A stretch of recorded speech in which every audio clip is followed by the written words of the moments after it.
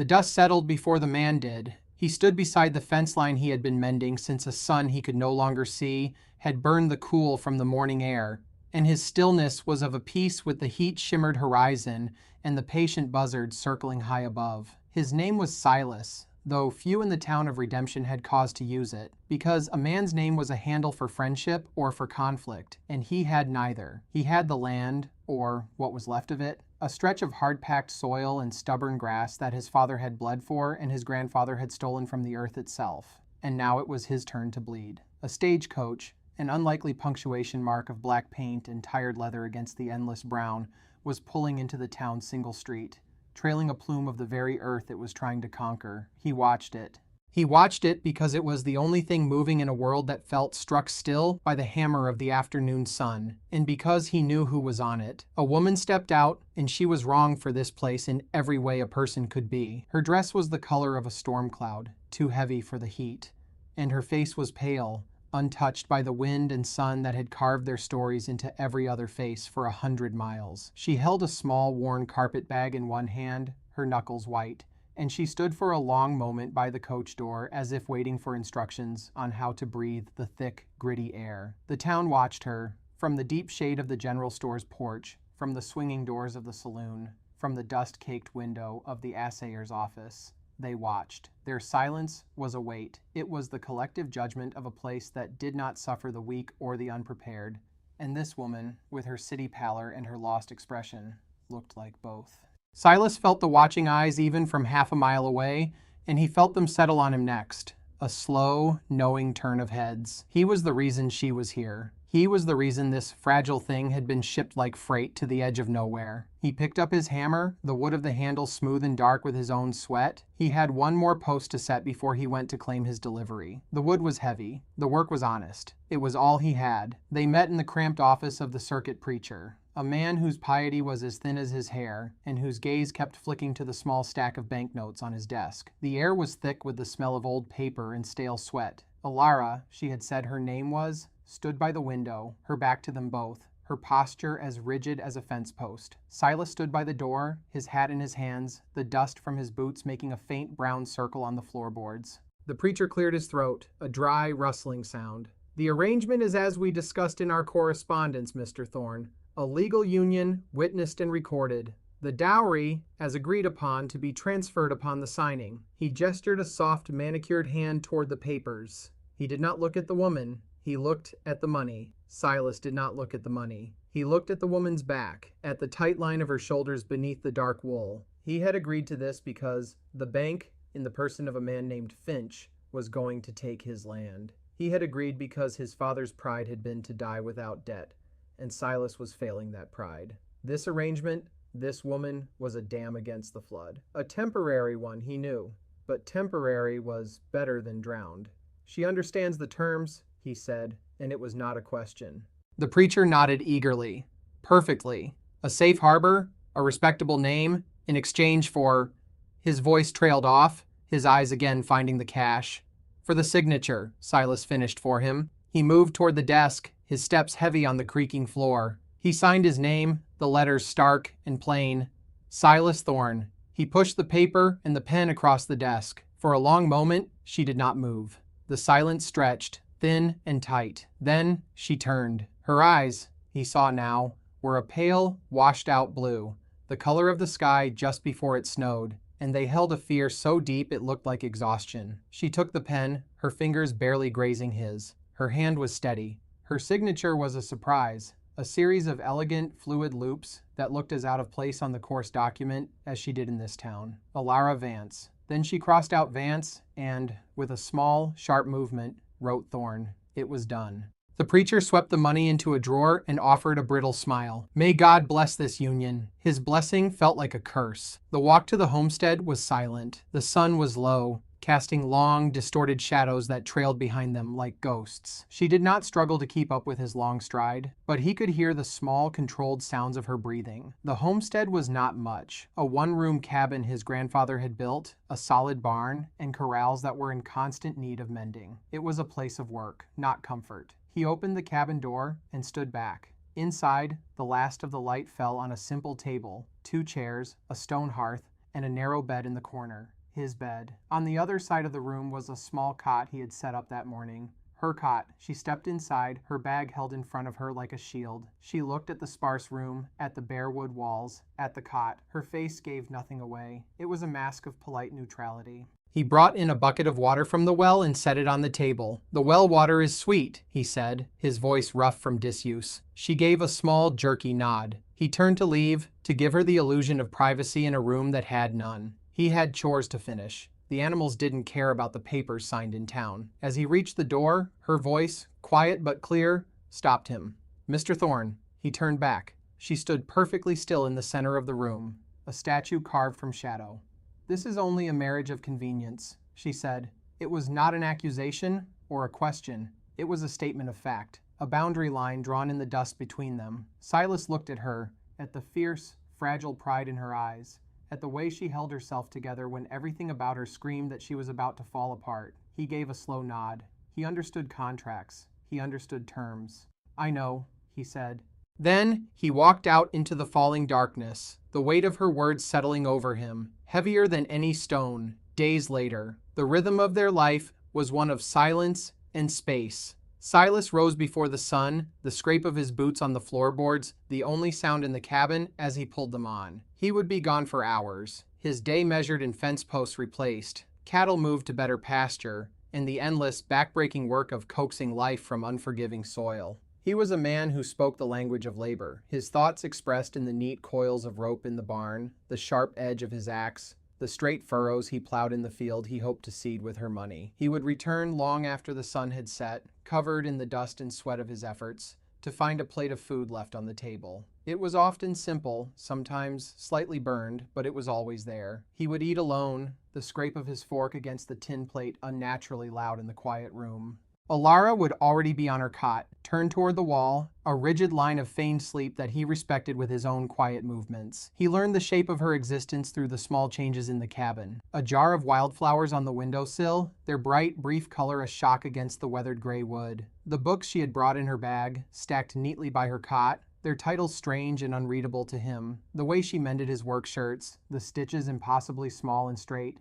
A line of perfect discipline that shamed the rough tears in the fabric. He saw that her hands, once soft and pale, were becoming chapped and red from the lye soap and the harsh water. She never complained. She never spoke of it at all. She moved through his world like a ghost, leaving faint traces of her presence, but never fully materializing. He would catch glimpses of her from the fields, a small figure in her dark dress, hanging laundry on the line he'd strung between two cottonwoods, the white sheets a flag of surrender against the vast, indifferent blue of the sky. Or he'd see her walking the creek bed, her head bent as if searching for something she had lost. He wondered what she saw. He saw rock and scrub and the constant threat of drought. He wondered if she saw something else, if her city eyes could find a beauty in it that his had long ago lost. She was a puzzle he had no time to solve. She was a line item in the ledger of his survival, a cost he had paid to keep the land. That was all. He told himself that. He told himself that as he watched her one afternoon, standing at the edge of the property, her hand shading her eyes as she stared out at the distant, hazy mountains. She looked so small against the enormity of the landscape, so profoundly alone. A feeling he knew well. For a moment, he felt an unfamiliar urge to go to her, to stand beside her, to...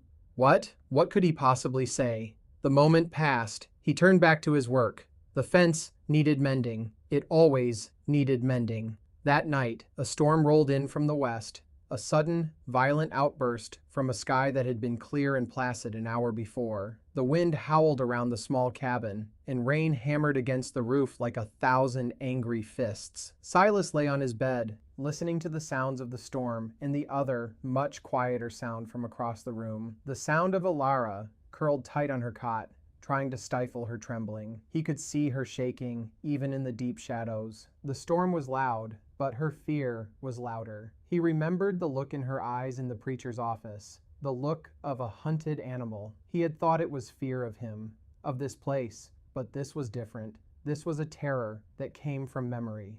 He thought about getting up, about offering a word of comfort, but the space between their beds felt as wide and impassable as a river in flood. What comfort could he offer? He was a stranger. He was the man who had bought her name. Instead, He simply spoke into the darkness, his voice low and steady, pitched just above the roar of the wind. "The cabin is solid," he said. "My grandfather built it to last. The storm can't get in." He did not know if she heard him or if the words helped. But after a long while, the trembling seemed to lessen. The rigid line of her body softened just a little. He lay awake for the rest of the night, listening to the rain and to the sound of her breathing as it slowly, finally, deepened into sleep. It was the first time he had felt like anything more than her jailer. It was a strange and unsettling feeling. The town of redemption offered no redemption, only judgment. When Silas went into town for supplies, which he did as rarely as possible, he felt the weight of its collective gaze. The whispers that stopped when he drew near, the eyes that followed him and his wagon down the dusty street. They saw a man who couldn't manage his own affairs, a man who had to buy a wife the way he bought seed corn, and they saw her as the goods. On one such trip, Ilara had insisted on coming with him. She had a small list of her own: thread, flour, salt, and a quiet determination that he found he could not refuse.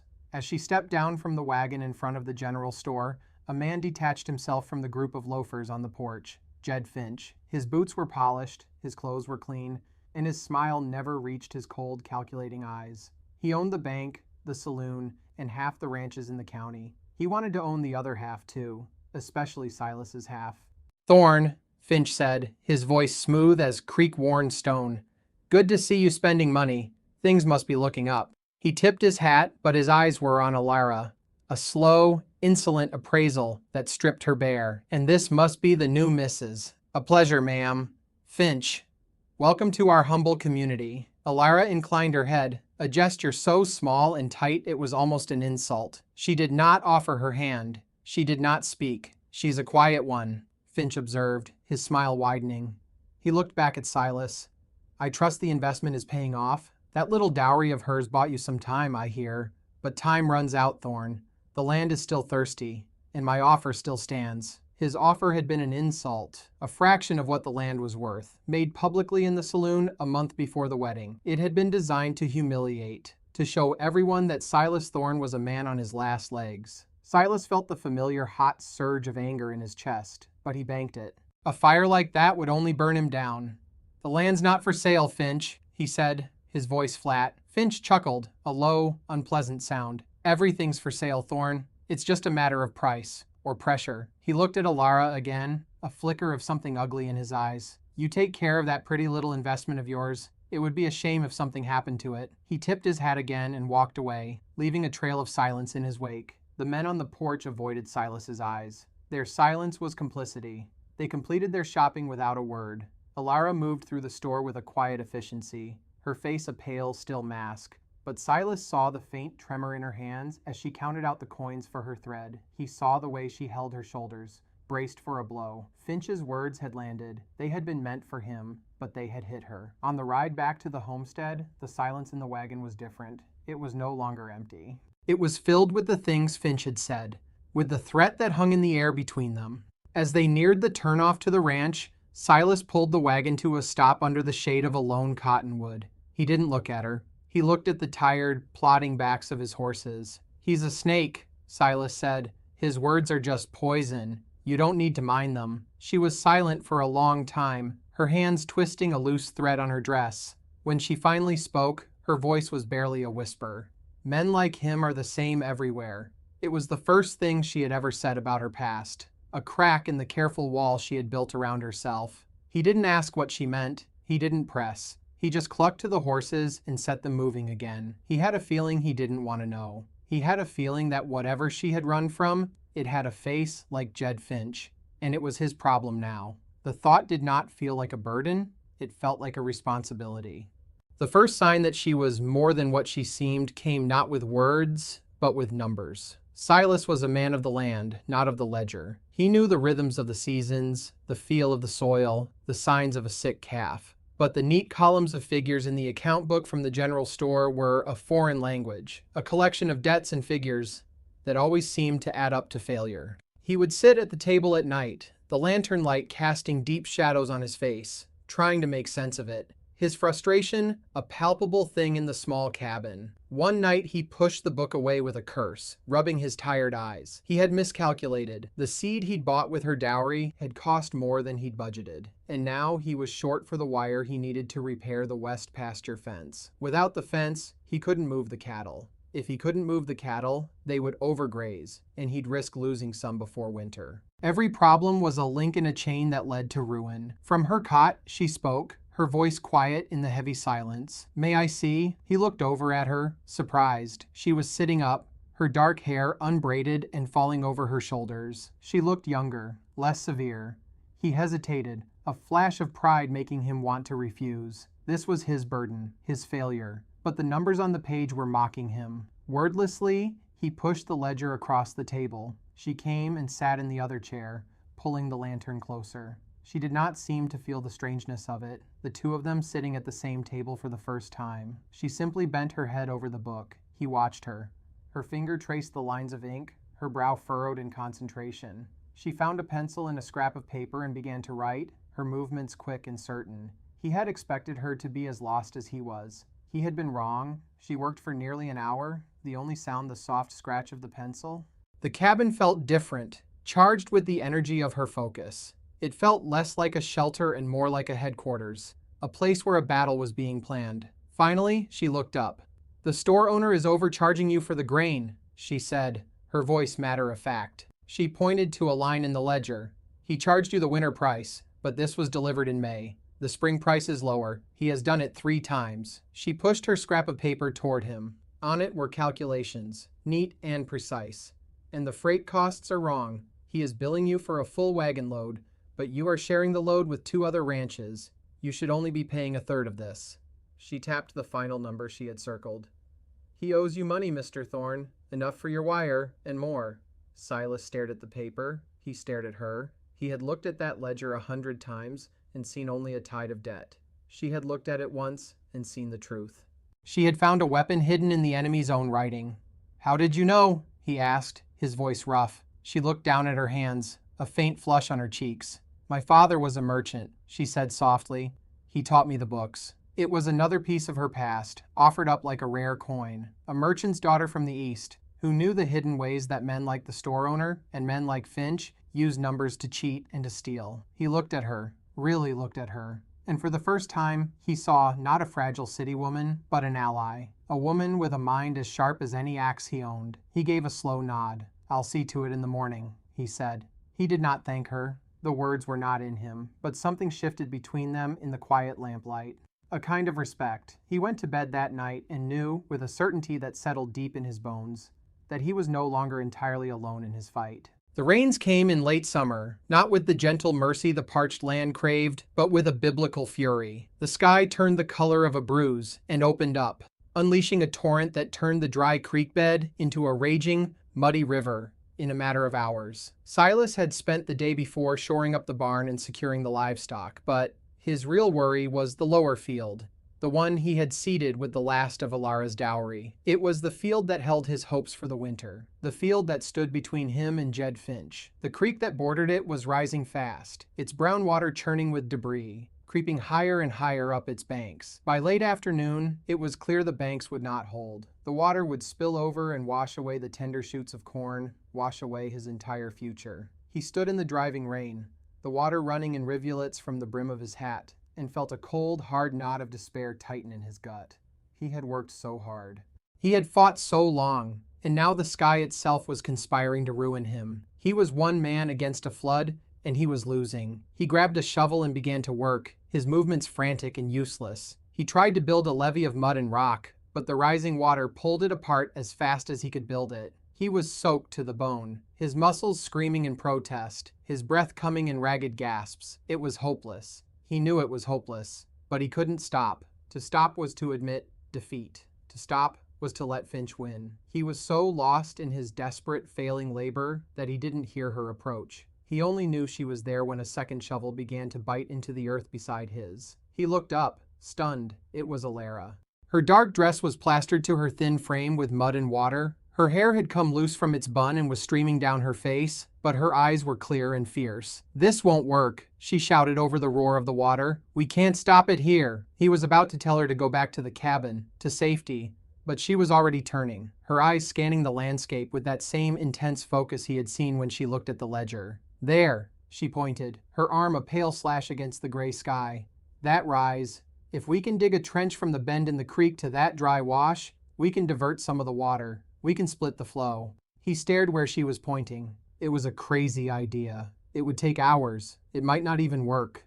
But it was better than the hopelessness of what he was doing. It was a plan. It was a chance. He looked at her, at this woman he had thought of as delicate, this woman who was standing in the middle of a flash flood covered in mud, her jaw set with a stubborn determination he recognized because it was a mirror of his own. He didn't argue, he didn't question, he just nodded, a single sharp jerk of his head. "Get the other shovel from the barn," he yelled, "and the pickaxe." They worked. They worked as the rain lashed down and the light began to fail. He used the pickaxe to break the hard, rocky soil, and she followed behind him with the shovel, clearing the trench. His brute strength and her relentless stamina. They did not speak. There was no breath for words. There was only the rhythmic chunk of the pickaxe, the scrape of the shovel, the sound of their own labored breathing, and the roar of the rising creek.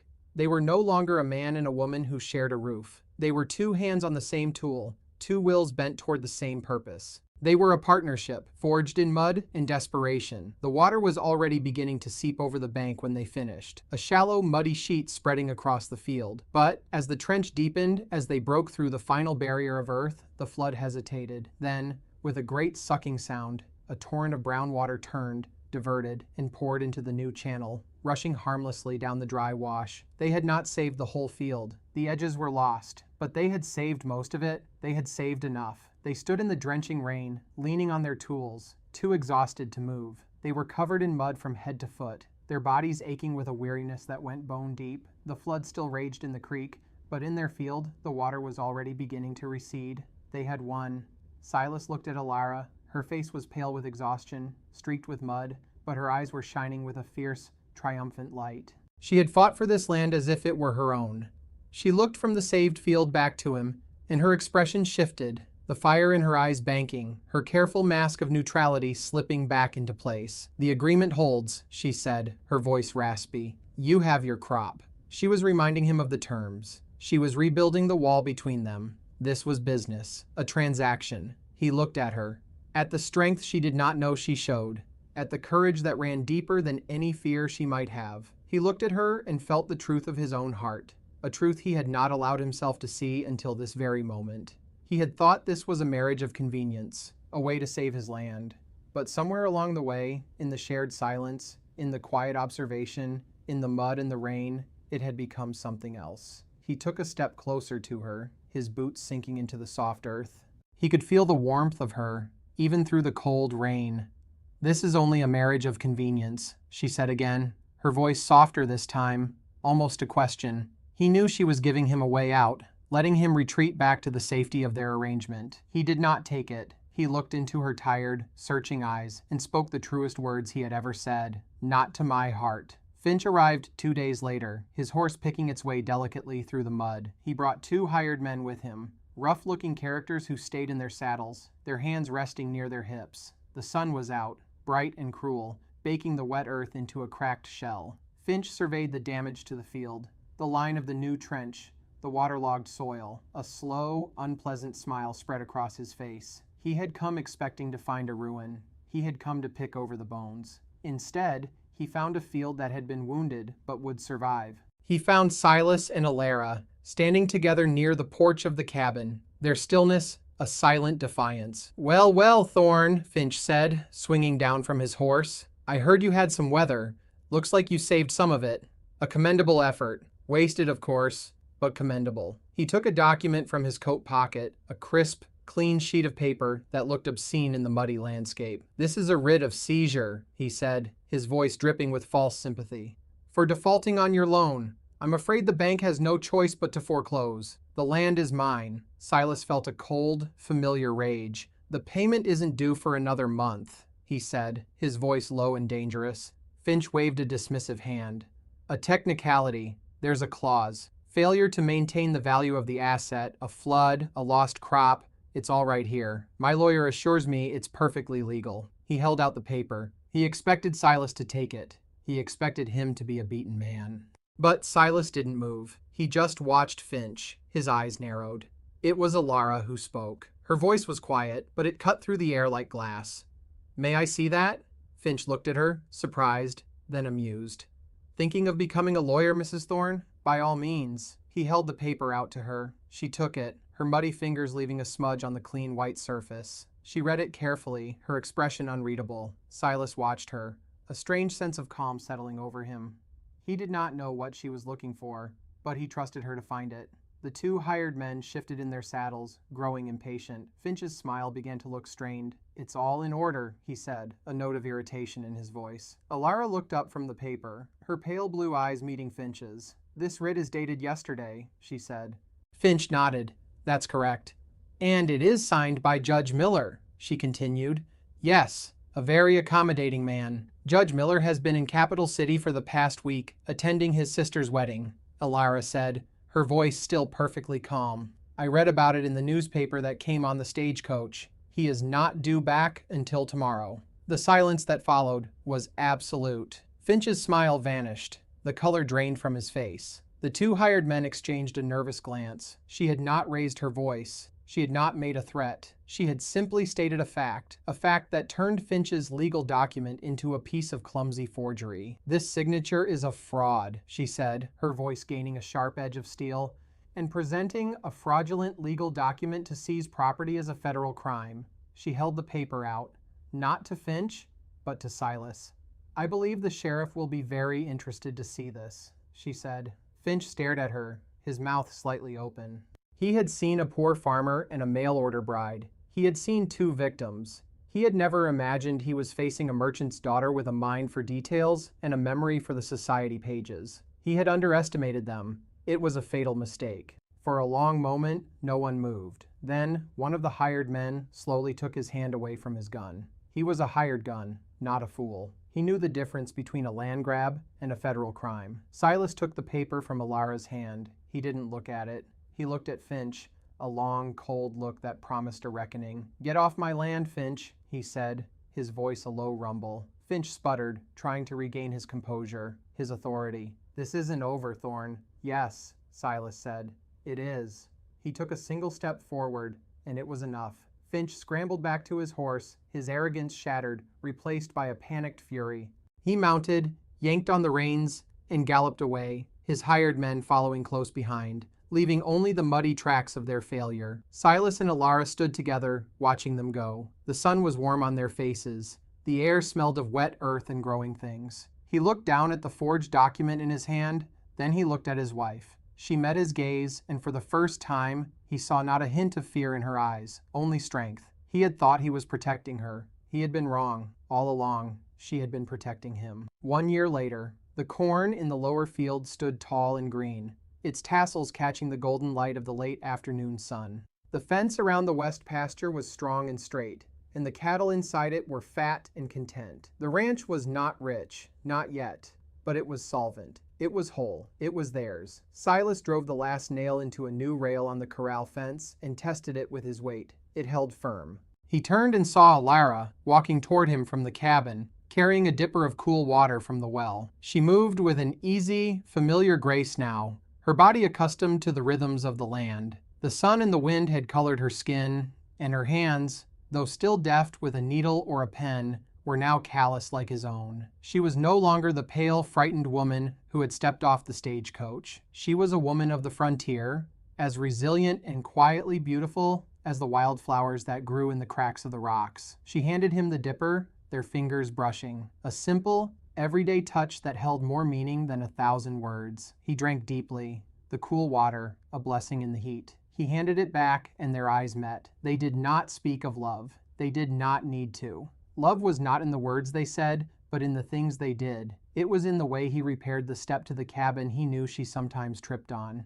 It was in the way she saved the last of the coffee for him, knowing he liked it hot and black in the morning. It was in the shared silence of the evenings, a silence that was no longer empty, but filled with a deep and abiding comfort. It was in the way they stood together against the world. He had married her to save his land. He had not known that in doing so, he would save himself. He had thought he was giving her a safe harbor, but it was she who had been the anchor in his storm. She had shown him that strength was not just in the body, but in the mind. That courage was not the absence of fear, but the refusal to surrender to it. She had made his house a home. She had made his heart whole. She smiled, a small, genuine smile that transformed her face, and pointed toward the cabin. "Supper's ready," she said. He nodded, gathering his tools.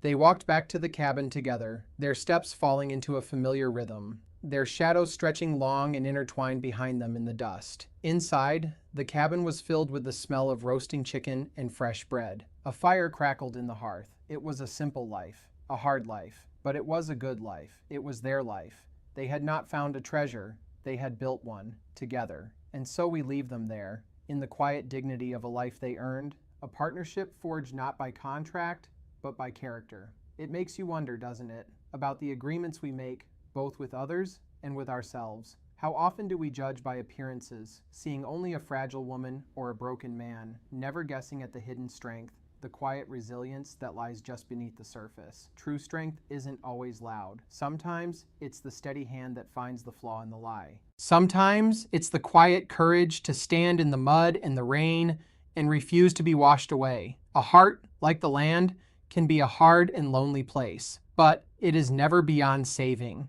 It just needs the right person to see its worth, to fight for it, and to call it home. Thank you for spending this time with us. If their story moved you, we hope you'll consider liking and subscribing, and perhaps share in the comments a time when someone's hidden strength changed everything. Until next time, be well, and look for the courage in the quiet places.